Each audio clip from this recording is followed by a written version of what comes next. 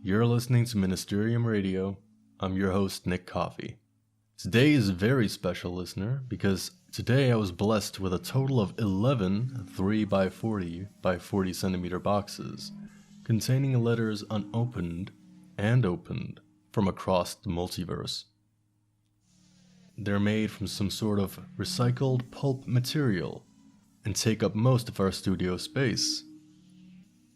I'll take these lemons, and with them I'm going to make a cooled drink from their juices and appalling amounts of sugar.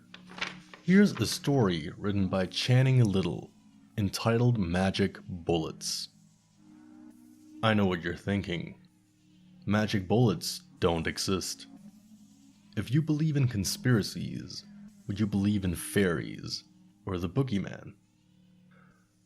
I bloody well would if they popped their heads from the shadows and took form in our grey mundane world. Conspiracies can come true. That's what's so magical about it. I used to work for the government. Investigation, we called it.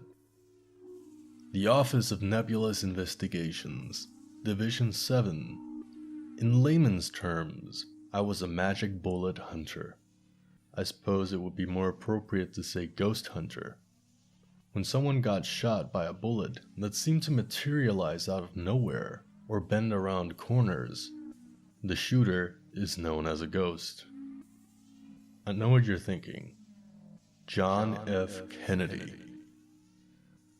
The puppet master of that one is dead and gone, but his apprentices are wily and frothing at the thought of pulling strings. I can't talk about that. I can talk about ghosts, though. The year was 1994, I think. I can't rightly remember. I had the same car through that entire filthy decade, and I failed to see any movies during that time of my life. And that's the thing, it takes everything out of you. I remember it was 4 a.m. though.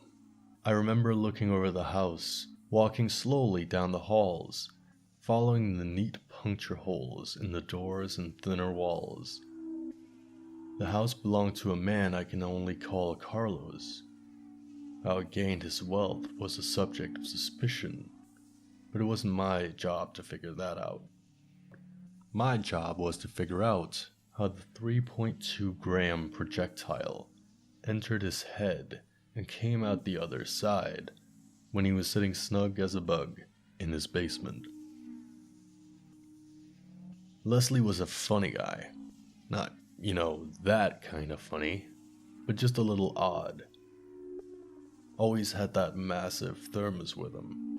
It was like his totem, an object of religious worship. He was my superior, but we had a good rapport. He had already taken out that orb of his. He never let on how he got it, or what it really was. All he ever told me was that I wouldn't like to know what's inside. He did, however, tell me what it did. That little black orb got increasingly hotter when near-dimensional disturbances. Say some magic douchebag decides to hop from his backyard to the Bank of America and back. Residual traces of his little trip would linger forever. Sometimes the shooter will take up shop on a tall building or a grassy knoll and take their shot, then bend its trajectory to fit their whim. Those are somewhat easier to get a hold of, what with them being still in the area. You could start with some questions. Did Carlos have enemies? Yes, absolutely. Many, in fact. How many of these enemies would have the connections and resources to employ a ghost? Very few. Would they confess to this under cruel and unusual torture? Yes. Oh. Hi. Absolutely. You got it, friend.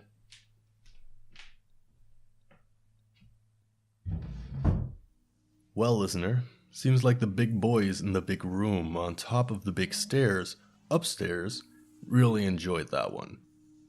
It always feels nice to make your boss proud. I'm sure we'll get the rest of the story when they're done with it. Next is an entry by Sandra Brickler, entitled The Ever-Present Thirst of Ladybird Beetles. Ladybird beetles choose to accumulate on the ceiling. They know it's out of reach of prying fingers, and they hate nothing more than being pried. They stand there, upside down with their pretty dots facing the ground, and they watch as I mill about in my home. They don't know that the ceiling is actually a death trap, that even though the sky presses down from above them, they will never reach it without first descending. That the next time the sun shines on them, they'll be lifeless husks, little legs folded neatly underneath them. Crispy and delicate mementos. Sometimes they do ascend, but they find themselves in corners. Maybe it's that Ladybird beetles enjoy those places that other things cannot. Maybe it's that Ladybird beetles know something we don't about doing things differently. Maybe it's that ladybug beetles know how to die quietly and in style. Anyway, the Ladybird beetles sometimes descend and find themselves in corners. Sometimes they make their way to windows, where they march furiously against the glass. When I find them in states like that, I spray them with water, and they stop their marching and instead drink. They drink furiously. They hunt droplets and specks of moisture to sate their dusty throats. Who knew ceilings were as arid as the Sahara? Who knew ceilings were the place Ladybird beetles go to transform from vibrant little tanks into weightless shells? I don't understand how they drink so much. Sometimes they drink drops as large as they are. Sometimes they move in a small radius, consuming every droplet they find. When they have cleaned up all the water, I spray them again. And again they drink as if they've been dreaming of water their whole lives. Maybe Ladybird beetles remember when we all crawled out of the ocean. Maybe they hear the crashing of waves, even when the nearest shore is kilometers away. Maybe the distant push and pull of the tides is what drives them to the ceilings. That was intense. Sandra, it's needless to say that we've tracked down your home address to give you a mindworm of your very own. Thank you for this story. Very nice.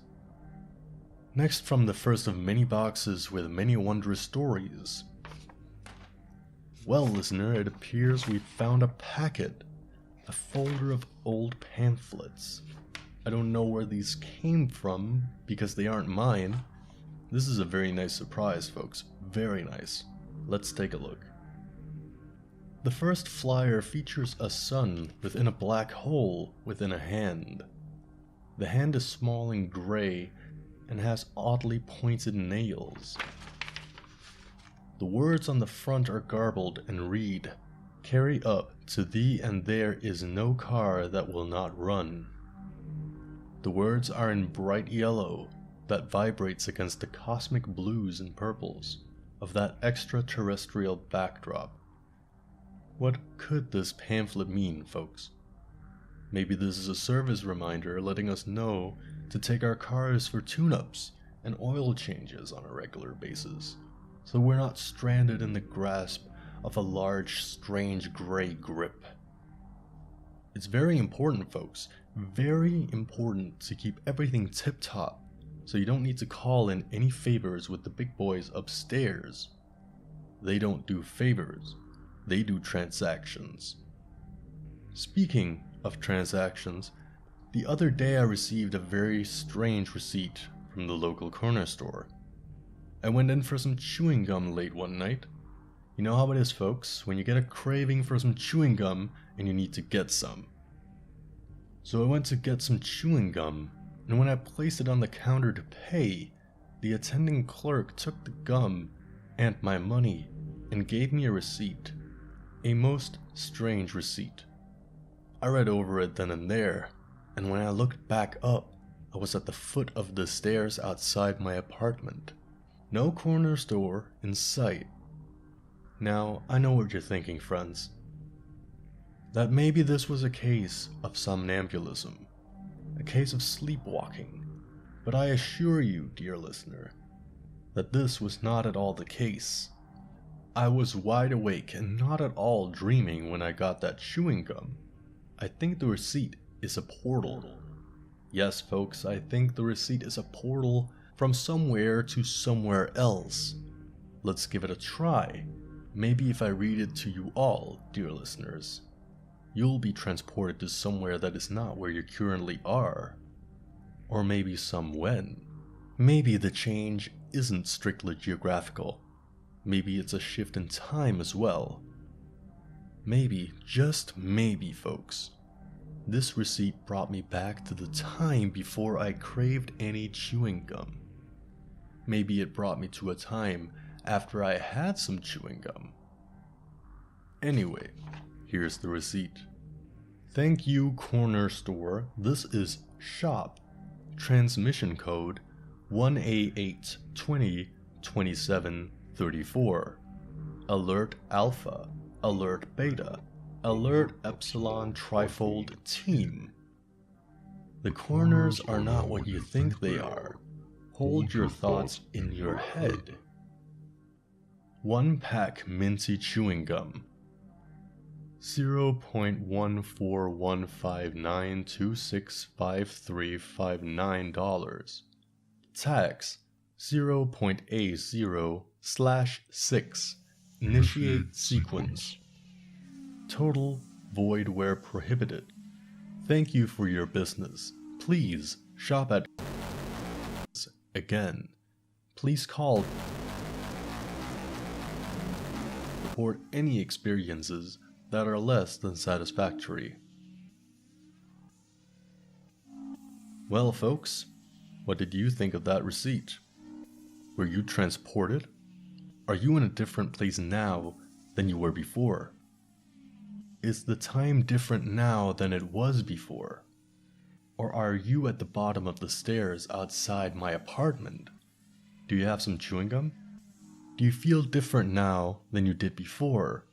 Does the world feel different around you, folks? The world is different. The world is always different. I think I would be very concerned, very disconcerted if I were to realize the world was the same.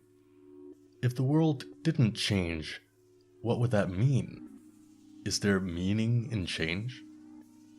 What about an absence of change? Does the world always stand still? Maybe that's it, listener. Maybe it stands absolutely still in each fragment of a moment, and it created new life all the time. Always new, never changing. That could be a good slogan for a reputable automotive manufacturer, don't you think, listener? Or maybe false teeth. I think that would be very nice, folks, if people could find false teeth that were always new. Well, listener, this has been a wonderful time, truly a delightful time hosting this episode of Ministerium Radio with you. Thank you for tuning in. I hope you keep the words of the receipt in good mind and hold your thoughts in your head. I am not sure where else you would hold them, but it's good following advice like that. I can tell you firsthand about that. Well, about not following advice like this. That's it for tonight, folks. Thank you for tuning in, listener. This is Nick Coffee, signing in.